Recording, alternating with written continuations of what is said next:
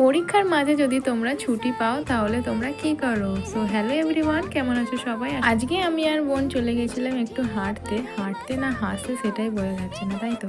ব্যাপারটা হয়েছে এখানে 20 কিলোমিটার/ঘন্টা লেখা ছিল, তো আমরা ভাবছি কি আমরা কি 20 কিলোমিটার থেকে হাঁটছি। যাই হোক, এই যে জায়গাটা দেখছো এটা হচ্ছে নদীর বাঁধ, আর এই যে হচ্ছে আমাদের নদী পুরো পানাতে ভর্তি। আর আমরা কিছু ছবি তুলে নেওয়ার পর আমি একটু ভাবলাম রিলস বানাই, অনেকদিন রিলস বানাইনি, পরীক্ষা তো কিছু রিলস তো বানাতেই হবে। তারপর সন্ধ্যা হয়ে গেছিলো আর বাড়ি চলে এসেছিলাম, তো রোজেরই তো চা করি, আজকে একটু কফি খেয়ে নিয়েছিলাম, মুডটা আর একটু ভালো হয়ে গেল। আর কফির সাথে এই বিস্কিটটা খেতে আমার দারুণ লাগে। তারপর তো খাতা খুলে বসে রয়েছি, কিছুই পড়া মুখস্থ হচ্ছে না, চিন্তা হচ্ছে আমি কালকে কি লিখবো পরীক্ষায়।